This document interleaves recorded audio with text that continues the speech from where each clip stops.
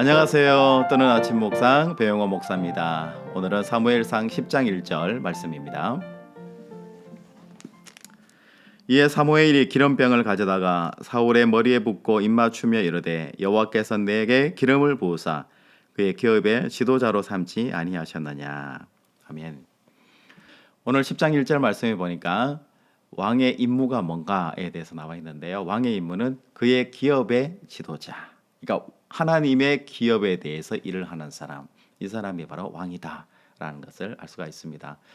지난 시간 말씀에서 왕의 자격에 대해서 이야기를 했는데 문제 해결 능력, 그러니까 이스라엘 땅이 굉장히 어둡고 힘든 세상이었는데 이 힘든 세상 속에서 하나님의 말씀대로 해결해 나갈 수 있는 문제 해결 능력을 가진 사람, 이 사람이 구체적인 왕의 자격을 가진 사람이다. 이렇게 제가 말씀을 전한 적이 있습니다. 그런데 오늘 이제 사무엘이 직접 사울을 만나서 하나님의 말씀을 전해요. 하나님의 말씀은 너를 세워서 이스라엘의 왕으로 삼으라고 말씀하셨다. 이것은 하나님의 뜻이고 하나님의 명령이기 때문에 그대로 이루어진다라는 것을 이야기한 거죠. 여러분, 모세가 떨기나무에서 처음 하나님의 음성을 듣고 하나님을 만났을 때 자기가 부름받은 이 사실에 대해서 믿어지지 않고 힘들어 했잖아요. 마찬가지로 사울도 내가 어떻게 왕이 되느냐, 처음에는 거부하는 그런 반응을 보였죠.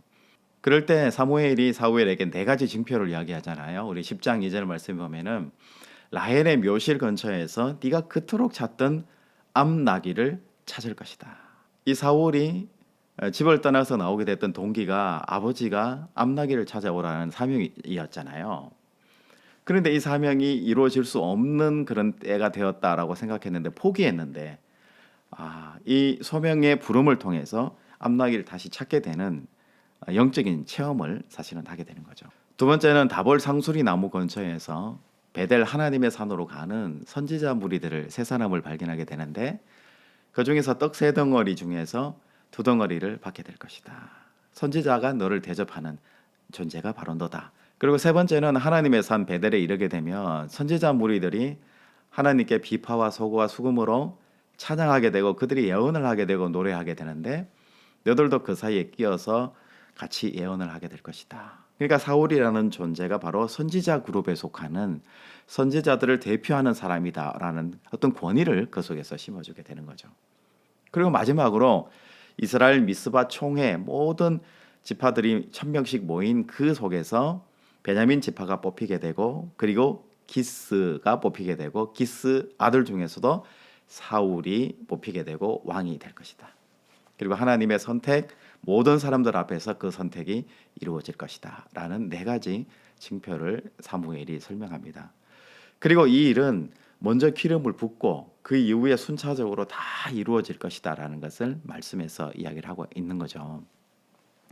여러분, 오늘은 왕은 어떤 존재인가에 대해서 말씀을 한번 나눠보려고 하는데요. 여러분, 성경에서는 다양한 신비한 이야기들이 나오잖아요. 모세도 떨기나무 가운데서 하나님을 발견하게 된다든지 지팡이를 던졌는데 뱀이 된다든지 10가지 재앙을 자기가 직접 자기 손으로 행하게 된다든지 이런 신비한 경험들을 하게 되잖아요.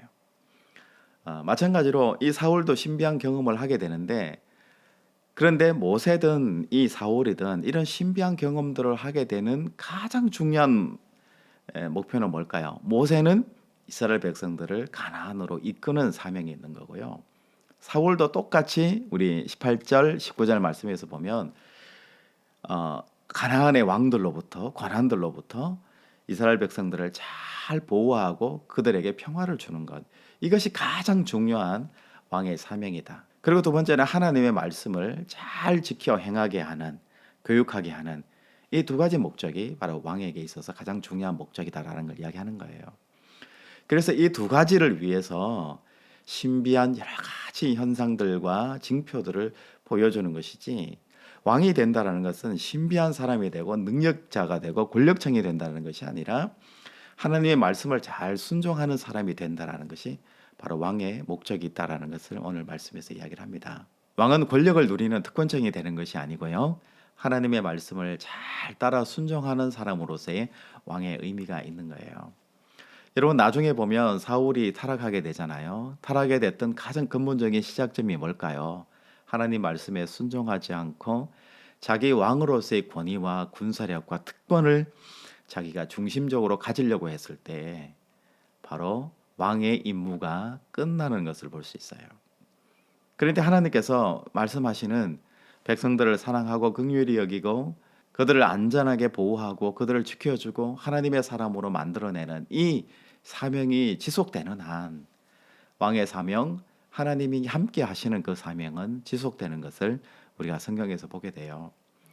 여러분 가정에서 가장이시기도 하고요. 아빠, 엄마시잖아요. 또 아버지, 어머니시기도 하고요. 또 학교에서 그리고 여러분 직장에서 뭐 팀장이실 수도 있고 과장님이실 수도 있고 또 사장님이실 수도 있잖아요. 어떤 자리에 계시든지 여러분들은 지도자로서의 삶을 살게 되시는데 특권과 내게 주어지는 것을 누리고 힘을 행사하는 것이 나를 세우신 하나님의 목적이 아니라 그들을 사랑으로 잘 품고 그들이 성장할 수 있도록 그리고 건강하게 좋은 사회 일원으로 신앙인으로 살아내는 것, 이것이 가장 중요한 사명이다라는 것을 생각하는 이 하루가 됐으면 좋겠습니다. 저도 목사로서 하나님께서 그런 사명을 저에게 주셨다라고 생각하고 오늘 하루 열심히 살아내겠습니다.